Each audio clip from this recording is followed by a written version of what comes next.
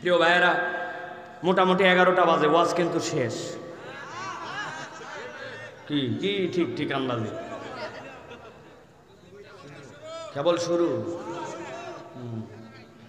হারা রাইত আহেন 5 মিনিট কয়ে দেয় হারা রাইত।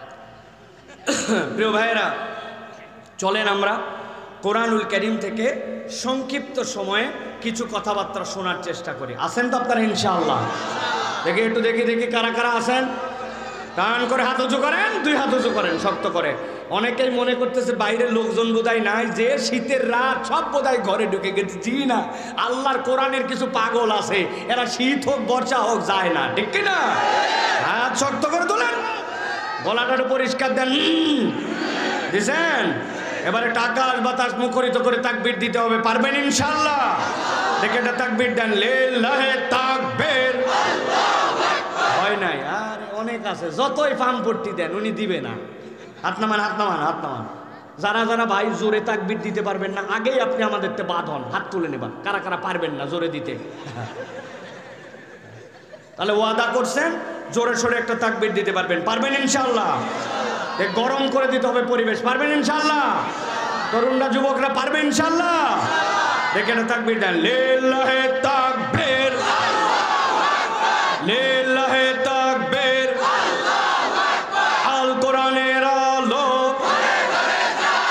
আল হাদিসের আলো, তোমার নেতা আমার নেতা, তোমার নেতা আমার নেতা, আলেম ওলামা যেখানে, লিল্লাহি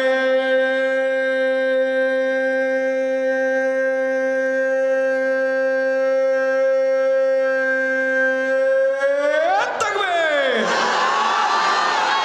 আলহামদুলিল্লাহ, আলহামদুলিল্লাহ বলেন। আপনারা কি মনে করছেন সবাই জোরে বলছে? জীবনেও না। আপনি যত পাম দেন, একদল লোক আছে লিল্লাহি তাকবীর আল্লাহ, এই পার্টি আছে না? শয়তান ওদের হৃদয়ের মধ্যে মরিচা ফেলে দিছে। কি ফেলছে? কারণ শয়তান আল্লাহু আকবারের ধ্বনি পছন্দ করে না। বাংলাদেশ নাকি অনূর্ধ্ব-19 বিশ্বকাপে জিতছে, শুনছেন খবর? বিশ্বকাপে জেতা টেতা পরের বিষয়, কিন্তু গ্যালারির থেকে যাদের বিপক্ষে জিতছে ওই জায়গায় আল্লাহু আকবারের যে তাকবীরের স্লোগান হয়েছে, এটাতে ওদের পিছনে আগুন লেগে গেছে, ঠিক কিনা? এটা আপনি বললেও ঠিক, না বললেও ঠিক। নবীজি বলছেন, যখন কেউ আল্লাহু আকবার বলে, শয়তান তখন পিছন দিক দিয়ে হাওয়া মারতে মারতে বিদায় হয়। অতএব আল্লাহু আকবারের স্লোগান যারা পছন্দ করে না, ওরা ইমানদার হতে পারে না, ওরা শয়তানের চাচাতো খালাতো ভাই, ঠিক না? অতএব যেই দলের স্লোগানে আল্লাহু আকবার নাই, ওই দলের সাথে আমাদের কোনো সম্পর্ক নাই। হাত তোলেন, হাত তোলেন। আল্লাহু আকবার যার সাথে নাই, আমি তার সাথে নাই। রাজি তো? চায়ের বিনিময়ে বিক্রি করবেন না তো? বিড়ির বিনিময়ে 50 টাকা ক্ষমতার লোক, আল্লাহু আকবার নাই যার সাথে, আমি নাই তার সাথে। রাজি তো? লিল্লাহি তাকবীর। আলহামদুলিল্লাহ, হাত নামা। যে কয়টা একটু যাওয়া যাওয়া ভাব করছিল, এগুলো আর যাবে না ইনশাআল্লাহ। ঠিক আছে ইনশাআল্লাহ? মুফতি আযম কাসিমুল উলুম ওয়াল খায়রাত হযরতুল আল্লামা হযরত মাওলানা মুফতি আব্দুল হাই মোহাম্মদ সাইফুল্লাহ সাহেব দামাত বারাকাতুহুম। এই পর্যায়ে মঞ্চে আসছেন হযরতুল আল্লামা হযরত মাওলানা মুফতি আব্দুল হাই সাইফুল্লাহ সাহেব মাদ্দাজিল্লাহুল আলী। আমি হযরতকে মূল্যবান বয়ান পেশ করার জন্য সুবিনয় অনুরোধ করছি। আপনার নাম কি ভাই? এখানে ভাই আপনার নাম আছে এখানে? হ্যাঁ, কোনটা? কই হোসেন ভাইয়ের নাম কই? পাই না তো।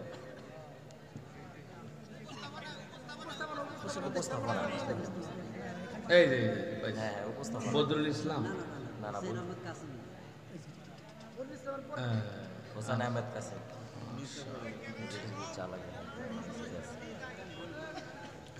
তো আমাদেরকে ভালোবাসার জন্য উনি আমাদেরকে আমাদের নামের আগে অনেকগুলি কথাবার্তা বলেছেন। অনেকগুলির মানে আপনারা বোঝেন, অনেকগুলো বোঝেন না।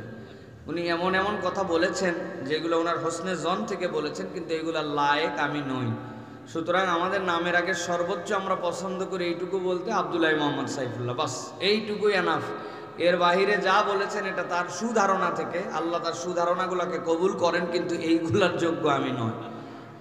খতিবে ঢাকায় হতে পারি না, খতিবুল উম্মাহ কেমন হইরে ভাই? বিরাট ডেঞ্জারাস কথাবার্তা না। উপমহাদেশ আর বাংলাদেশের সব ডিস্ট্রিক্টের লোক আমার চেনে না, উপমহাদেশের কেমনে বক্তা হয়? আমি পৃথিবীতে গেছি 10-12টা দেশের সর্বোচ্চ, আর আমি পুরা পৃথিবী কেমনে চিনলাম? যাই হোক, তো এইগুলো আমাদের বাড়াবাড়ি, এইগুলো আমাদের না বলা উত্তম, এইগুলোর থেকে বেঁচে থাকলে আমাদের জন্য উত্তম। আর আমি তো ব্যক্তিগতভাবে নিজেরটা নিজে জানি। যাদের যোগ্যতা আছে তারা অনেকে বিনয়ী হওয়ার চেষ্টা করেন, তাওয়াদু দেখান, কিন্তু আমার নাই ভিতরে কিছু, হুদা মিশা পাম্পট্টি দিতে আমার ভুলালে হবে না ভাই। সুতরাং আল্লাহ রাব্বুল আমিন আমাদেরকে এক এবং নেক হওয়ার তৌফিক দান করেন। আল্লাহ আমাদের সকলের হৃদয়গুলোকে ভালোবাসায় ভরপুর করে দেন।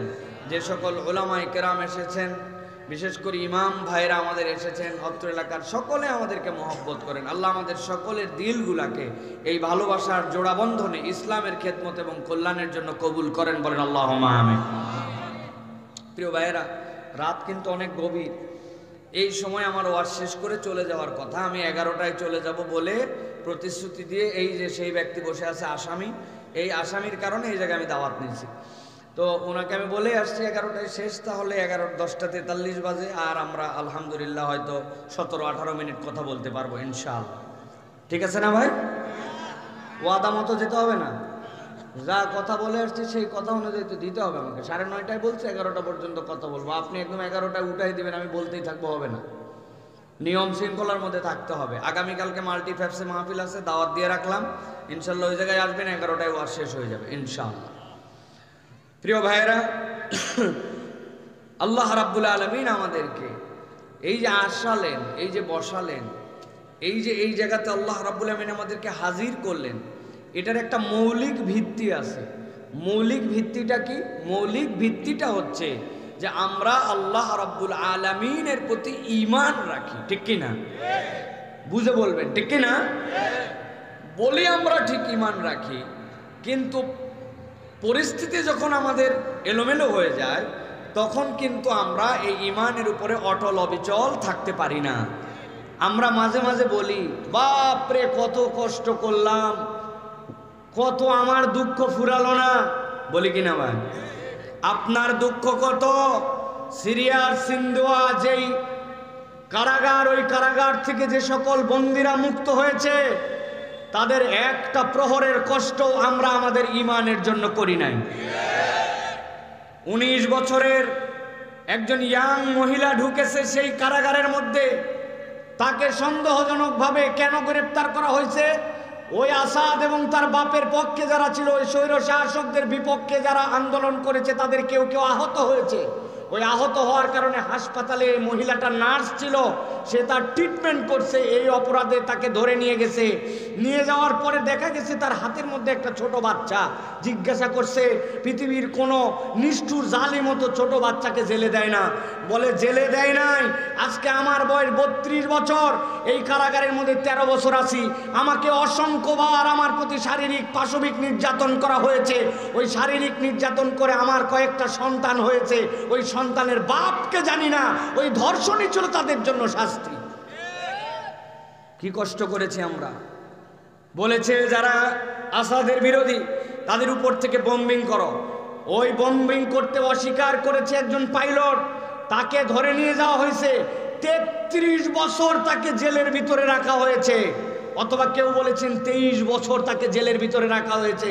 এই 23 বছরে বৃদ্ধ হয়ে গেছে, সেই লোকের চেহারা চেঞ্জ হয়ে গেছে, হুঁশ জ্ঞান নাই, পায়ের মধ্যে বেল্ট দিয়ে বেঁধে আটকায় রেখেছে।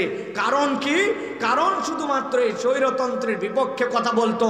তারা ছিল নিরেট সুন্নি মুসলমান। আর এই সকল ফাজিল বেয়াদব নুসাইরি যেই সকল খ্রিস্টানদের আদর্শে লালন করে, খ্রিস্টানদের এরকম ত্রিতত্ত্ববাদে বিশ্বাস করে।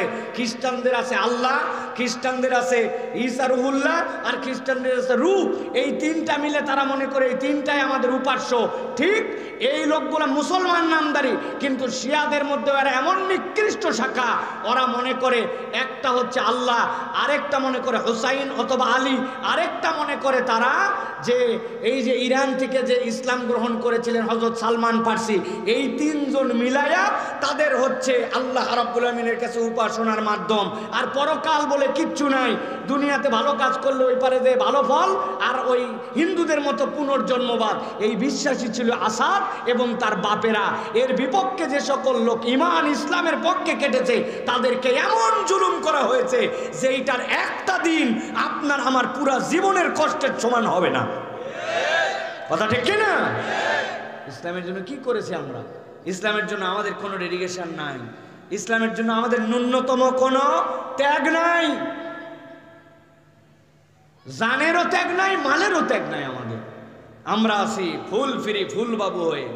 আল্লাহ রাব্বুল আমিন এই জন্য বলছেন, দুনিয়ার মানুষ একটা ঈমানের ব্যাপারে তোমরা স্থির হও, একটা বিষয়ে তোমাদের মগজটাকে তোমরা পরিষ্কার করে নাও। কি বিষয়?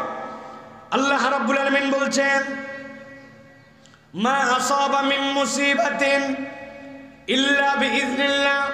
আল্লাহ বলছেন দুনিয়ার মানুষ জেনে রাখো, এই দুনিয়াতে যত ধরনের মুসিবত আসে, যত ধরনের বালা আসে, দুনিয়ার বুকে তোমাদের উপরে যত ধরনের পরীক্ষা আসে, ইল্লা বিইজনিল্লাহ, মনে করো না এটা আল্লাহর জ্ঞানের বাহিরে, বরং তোমার জন্য যে মুসিবতই আসুক না কেন, আল্লাহ বলছেন রব্বুল আলামিন এই বিষয়ে খবর রাখেন। এইটা বলার উদ্দেশ্য কি? এইটা বলার উদ্দেশ্য আল্লাহ বান্দাকে বুঝাতে চান, বান্দা তোমার যত বড় বিপদ হোক, যত বড় তোমার জন্য দুনিয়ার বুকে ঝামেলা হোক না কেন, বান্দা মনে করো না তোমার রব, তোমার পালন কর্তা, তোমার মাহবুদে বিষয়ে খবর।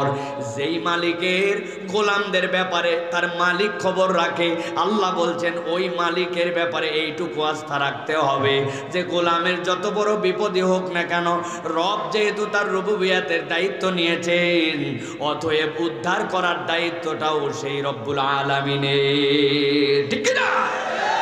ভালো করে বোঝেন। অনেক সময় উদাহরণ দেয়, আপনাদের এলাকায় অনেক সময় অনেক পুকুর ছেঁচা হয়, পুকুরের পানি মেশিন দিয়ে উঠাই ফেলা হয় মাছ ধরার জন্য, হয় কিনা? যেই না পুকুর থেকে যে আপনি উঠাই ফেলেছেন সব পানিগুলা নিচের দিকে তখন কাদার কাদা, ওই কাদাগুলা বড় বেশি জটিল কাদা হয়। একটু যদি রোদ পড়ে ওই কাদাটা অনেক সময় আঠার থেকেও বেশি আঠালো হয়ে যায়। বোঝার জন্য বলছে, খেয়াল করেন, ওই পুকুরটা বিশাল বড় পুকুর, ওই পুকুরের আশপাশে কিছু পানা ছিল, দল ছিল।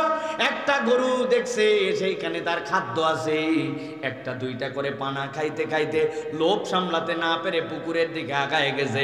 যেই না পুকুরের মাছ বরাবর গেছে, কাদার মধ্যে চার পা ঢুকে গেছে, যেই না পা তুলতে যায়, যত তুলতে চায় তত ঢুকে যায়। ঠিক কিনা?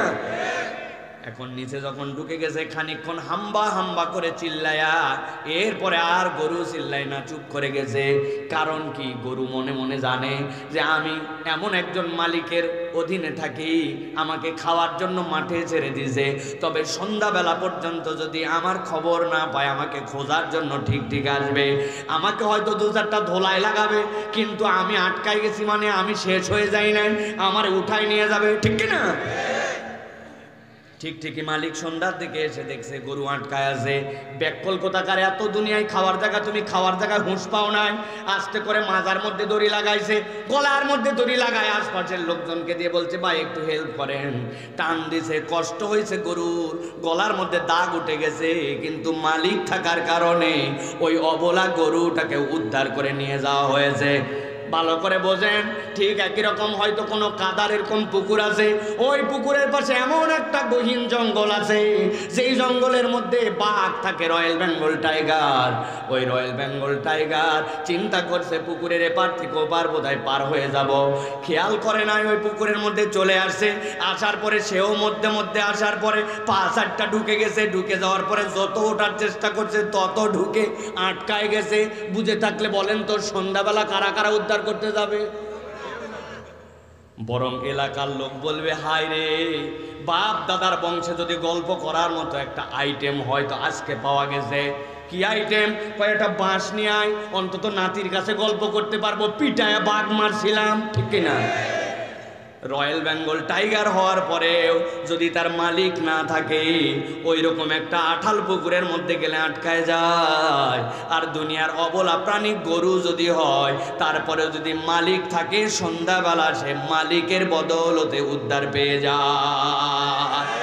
আমার আল্লাহ রাব্বুল আলামিন বলছেন, মা আসাবা মিন মুসিবাতিন ইল্লা বিইذনিল্লাহ ওয়া মান ইউমিন বিল্লাহি ইয়াহদি কলবাহু ওয়াল্লাহু বিকুল্লি শাইইন আলীম।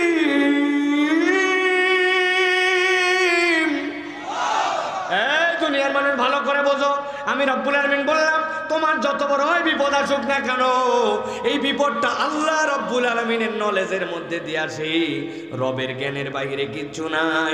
তবে আল্লাহ বলছেন, রব্বুল আলামিন তোমার বিপদ থেকে উদ্ধার করায় দিতে চান। ওয়া মান ইউমিন বিল্লাহি ইয়াহদি কলবাহু, আল্লাহ বলছেন যে আল্লাহর প্রতি ভরসা করে আর আল্লাহর প্রতি পূর্ণ বিশ্বাস করে, আল্লাহ রব্বুল আলামিন তার অন্তরকে হেদায়েতের আলো দিয়ে দেন। সুবহানাল্লাহ। অন্তর হেদায়েত পাওয়া মানে কি? বিরাট ব্যাখ্যা সাপেক্ষ বিষয়। অন্তরের হেদায়েত বিরাট বড় বিষয়। আমি অনেক সময় বলি, বিগত যারা লাথি খাইয়া একযোগে 300 জন পলায়ন করলেন, উনাদের ছোট্ট একটুখানি কথা বলা আর ছোট্ট একটু না বলার কারণে আল্লাহ ধরা খাওয়াই দিছে। কি কথা বলা বলছিল কি সেটা আপনারা জানেন, আমি আর বলতে চাই না, কিন্তু বলে নাই কি, ওরা যদি ওই 5 তারিখের আগে কলে কৌশলে যদি সবাই মিলে ওই টিভির মধ্যে হোক আর যেই জায়গায় হোক আসার পরে যদি বলতো, যা করছি আল্লাহর ওয়াস্তে আমরা ভুল করছি, আমাদেরকে মাফ করে দেন, সবাই মিলে যদি মাফ চাইতো, তাহলেও হয়তো বাঁচার উপায় থাকতো। কিন্তু মাফ চাই নাই, উল্টারও ফকর দালালি করছে। আল্লাহ এই জন্য একবারে রেড কার্ড দিয়ে বাইর করে দিছে, ঠিক না? এই জন্য আল্লাহ রাব্বুল আলামিন বলছেন, ওয়া মান ইউমিন বিল্লাহি ইয়াহদি কলবাহু, আপনি যে ক্ষমা চাবেন, ওই ক্ষমা চাওয়ার মতো অন্তর লাগবে। ওই হেদায়েত আল্লাহ দেন। ওই হেদায়েত আল্লাহর পক্ষ থেকে না আসলে মানুষ ফেরাউনের মতো হয়। এমন সময় বাঁচতে চায় যেই সময় না ডুবে আর উপায় থাকে না, ঠিক না? দেখবেন ওদের অনেক বড় বড় লিডার আছে, নামের আগে লিখবে সাবেক অমুক, সাবেক তমুক, বলে কিনা? আমি এই কথা অনেক আগে বলছি, যদি সাবেক বলে একমাত্র সাবেক চোর বলতে পারে কে? আমি বহুত আগে এই কথা বলছি, একদম শুরুর দিন থেকে, সাবেক চোর ছাড়া কিছু বলার নাই। সোপার জোর আপনি যত দেখান, এই সোপার জোরে কাজ হবে না, কেননা রব্বুল আলামিন আপনার অন্তরের মধ্যে হেদায়েত দেয় না, ঠিক না? আরে ওই বাশার আল আসাদও তো বলতো যে আমার আল্লাহ আল্লাহ, কিন্তু ওই আল্লাহ বলাই পরিপূর্ণ ঈমান হয় নাই, ওটা হেদায়েত হয় নাই। আল্লাহ আল্লাহ রসুলের তরিকা মতো আপনাকে ঈমান আনতে হবে, ঠিক না? দেখেন তো আমি যেই কথা বলতেছি, এটা আমার গায়ের জোর, সোপার জোর, নাকি আল্লাহ রাব্বুল আলামিনের পক্ষ থেকে? ভালো করে বোঝেন। আল্লাহ রাব্বুল আলামিনের প্রতি আপনি ঈমান আনেন, আপনি বলেছেন রব্বুল আলামিন আপনাকে হেদায়েত দিবেন বলেছেন। আল্লাহ বলছেন তোমার যত ঝামেলা যত বিপদ সবগুলার ব্যাপার আল্লাহ খবর রাখেন। আল্লাহ এখন বলছেন আল্লাহ তোমাকে বাঁচাতে চান, কিন্তু তরিকা কি? তরিকাটাকে আল্লাহ রাব্বুল আলামিন বুঝাচ্ছেন। আমি উদাহরণ দেওয়ার জন্য বলি, আপনারা ঢাকার মানুষ, শিক্ষিত মানুষ, একটু বুঝে সুঝে বলবেন। আপনি এমন একটা গার্মেন্টসে কাজ করেন, যেই গার্মেন্টসটা 3 তালা, কয়তলা? 3 তালার উপর দেখতেছেন লাইট জ্বলতেছে, 3 তালার উপর দেখতেছেন জালনা খোলে, জালনা বন্ধ হয়। এখন একজন বলতেছে 3 তালাতে লোক থাকুক যাই থাকুক, কিন্তু আমার ধারণা 3 তালাতে ওঠার মতো কোনো সিঁড়ি নাই, মই নাই, কিচ্ছু নাই। কথা ঠিক তো? কথা ঠিক তো না? মানে 3 তালার মধ্যে লোক আছে, 3 তালার মধ্যে কাজ হচ্ছে, 3 তালায় লাইট জ্বলে, লাইট বন্ধ হয়, কিন্তু 3 তালায় ওঠার কিছু নাই, তাই তো? নিচ থেকে লাফ দিয়ে উঠে যায় 3 তালায়, তাই তো না? গাজীপুরের দিকে এরকম এটা বোঝানোর জন্য বলছি, ব্রেনের মধ্যে ঢুকায় নেন। আপনি যদি 3 তলার উপরে যান তাহলে বুঝতে হবে দোতলা পর্যন্ত ওঠার রাস্তা আছে, দোতলার থেকে 3 তলায় যাওয়ার কানেকশন আছে, অথবা এমন কোনো সিঁড়ি বা কোনো উপায় আছে যেটার দ্বারা লিফট আছে, যেটার দ্বারা আপনি 3 তলায় উঠতে পারেন। আল্লাহ বলছেন তোমার যত বিপদই হোক সব বিষয় খবর রাখেন আল্লাহ। আল্লাহ রাব্বুল আমিনের প্রতি যে ঈমান রাখে আল্লাহ তার অন্তরের মধ্যে হেদায়েত দিয়ে দেন, আল্লাহ সব বিষয় জানেন। তবে আল্লাহ বলছেন আল্লাহ রাব্বুল আমিন যে হেদায়েতটা দিবেন তার একটা পথ এবং পদ্ধতি তোমাদের কাছে আল্লাহ জানায় রাখতে চান।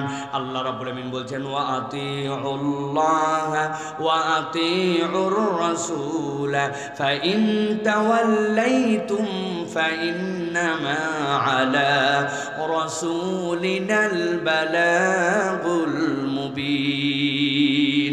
আমার আল্লাহ রাব্বুল আমিন বলছেন তুমি যদি বাঁচতে চাও, আল্লাহ রাব্বুল আমিন পথ বলে দিচ্ছেন ওয়া আতিউল্লাহ ওয়া আতিউর রাসূল, আল্লাহর অনুসরণ করো, রাসূলের দেখানো পদ্ধতিতে চলো। তুমি আল্লাহর প্রতি ঈমান আনি এই কথার দ্বারা কোনো ফায়দা পাবে না যতক্ষণ পর্যন্ত আল্লাহর দেওয়া ইবাদত নবীজির তরিকা অনুযায়ী তুমি আদায় করবে না, ঠিক না? অতএব আপনাকে আল্লাহর দেওয়া ইবাদত নবীজির দেওয়া তরিকা দিয়ে উঠতে হবে আপনাকে। এখন আপনি বলতেছেন আমার ঈমান ঠিক আছে কিন্তু আপনি নামাজ পড়েন না, এইরকম ঈমানদার এলাকায় আছে নাকি? আছে? বুলেট ঈমান, আমার ঈমান ঠিক আছে, উনি নামাজ পড়ে না, আছে না? উনি বিড়ি ফুঁকায়, গাঁজা খায়, অন্যায় করে, মিথ্যা কথা বলে, আবার বলে আমার আল্লাহ এক, আমার রসুল এক। আপনার থেকে বড় টাউট আর 2 নম্বর আল্লাহর দুনিয়ায় একটাও নেই। ভালো করে মুখস্থ রাখবেন এই তরুণেরা, যুবকেরা দাঁড়ায় দাঁড়ায় ওয়াজ শুনতেছে কষ্ট করে। পাকিস্তানের এক ওস্তাদ তার ছাত্রকে বলছে অনেকদিন তো তোমাকে পড়ালাম বাপ, আজকে উল্টা তোমার কাছে একটু জিজ্ঞাসা করতে চাই। বলছে কি ওস্তাদ, কি জিজ্ঞাসা বলেন? বলছে শোনো, বলো তো দুনিয়াতে নামাজ পড়ে না কারা?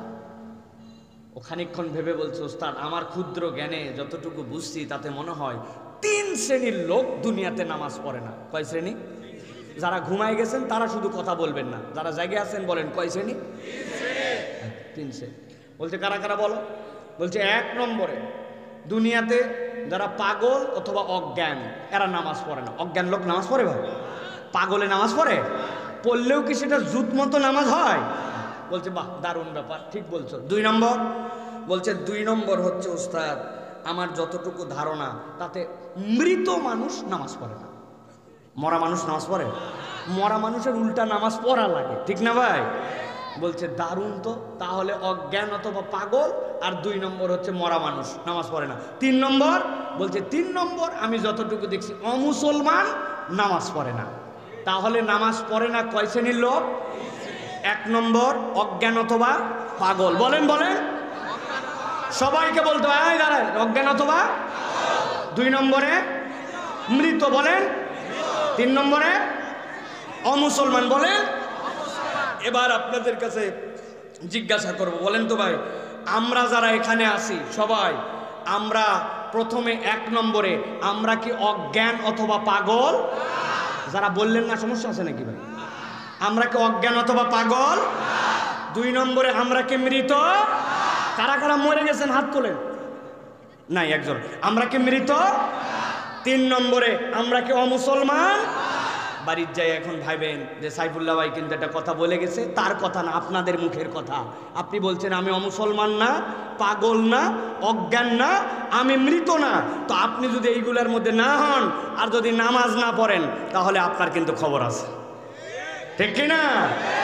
আপনি এশার নামাজ না পড়ে ওয়াজ শুনবেন, ফজরের নামাজ না পড়ে আবার শুয়ে থাকবেন আর মনে করবেন ওরে বাবা আমার থেকে বড় ইমানদার কে আছে? সিরিয়ার বিজয়ের পরে স্ট্যাটাস দিছে লিল্লাহে তাকবীর আল্লাহু আকবার, সকাল 10:30টার সময় ফজর না পড়ে আবার চেক করতেছে কতগুলো লাইক পড়লো রে, সিরিয়ার মতো বিজয় আমার লাইক পড়লো না, মুসলমান দেশে আর না, ভালো জিনিস ভাইরাল করলো না, বেনামাজি ভাইরাল করাচ্ছে না, আছে কি না? এই জন্য প্রিয় ভাইরা আল্লাহ রাব্বুল আলামিন বলছেন ওয়া মান ইউমিন বিল্লাহ ইয়াহদি কলবাহু, যে ঈমান আনবে আল্লাহর দায়িত্ব তাকে হেদায়েত দেওয়া। কিন্তু হেদায়েতটা কেমন আসবে? ওয়া মান ইউতিইল্লাহ ওয়ার রাসূল, আল্লাহ এবং তার রাসূলের অনুসরণ লাগবে। আতিউল্লাহ ওয়া আতিউর রাসূল, নবীজির সুন্নাত অনুযায়ী জিন্দেগি লাগবে। আপনার আমার নিজের মত অনুযায়ী, বুদ্ধি অনুযায়ী নয়, আল্লাহ আল্লাহ রাসূলের দেখানো পদ্ধতি অনুযায়ী, ঠিক কি না? তাহলে আল্লাহ রাব্বুল আলামিন আমাদেরকে হেদায়েতের রাস্তা বের করে দিবেন, বলেন আল্লাহুম্মা আমিন। প্রিয় ভাইয়েরা, মোটামুটি 11টা বাজে, ওয়াজ কিন্তু শেষ। কি কি ঠিক ঠিক আন্দাজে কেবল শুরু। হারা রাইট আহেন 5 মিনিট কয়ে দেয় হারা রাইট। প্রিয় ভাইয়েরা, চলেন আমরা কোরআনুল কারীম থেকে সংক্ষিপ্ত সময়ে কিছু কথাবার্তা শোনার চেষ্টা করি। আসেন তো আপনারা ইনশাআল্লাহ? দেখি একটু দেখি কারা কারা আসেন। টান করে হাত উঁচু করেন, 2 হাত উঁচু করেন শক্ত করে। অনেকেই মনে করতেছে বাইরের লোকজন বোধহয় নাই, যে শীতের রাত সব বোধহয় ঘরে ঢুকে গেছে। জি না, আল্লাহর কোরআনের কিছু পাগল আছে, এরা শীত হোক বর্ষা হোক যায় না, ঠিক কি না? হাত শক্ত করে তোলেন, গলাটা পরিষ্কার দেন, দিছেন। এবারে আকাশ বাতাস মুখরিত করে তাকবীর দিতে হবে, পারবেন ইনশাআল্লাহ? দেখে এটা তাকবীর দেন, লিল্লাহি তাকবীর। হয় নাই? আর অনেক আছে, যতই ফার্মপট্টি দেন উনি দিবে না। হাত নামান, হাত নামান, হাত নামান। যারা যারা ভাই জোরে তাকবীর দিতে পারবেন না, আগেই আপনি আমাদেরতে বাদ হন, হাত তুলে নেবেন। কারা কারা পারবেন না জোরে দিতে? তাহলে ওয়াদা করছেন জোরে সোরে একটা তাকবীর দিতে পারবেন, পারবেন ইনশাআল্লাহ? গরম করে দিতে হবে পরিবেশ, পারবেন ইনশাআল্লাহ? তরুণরা যুবকরা পারবে ইনশাআল্লাহ? দেখে না তাকবীর দেন, লিল্লাহি তাকবীর, লিল্লাহি তাকবীর। আল কোরআনের আলো, আল হাদিসের আলো, তোমার নেতা আমার নেতা, তোমার নেতা আমার নেতা, আলেম ওলামা যেখানে, লিল্লাহি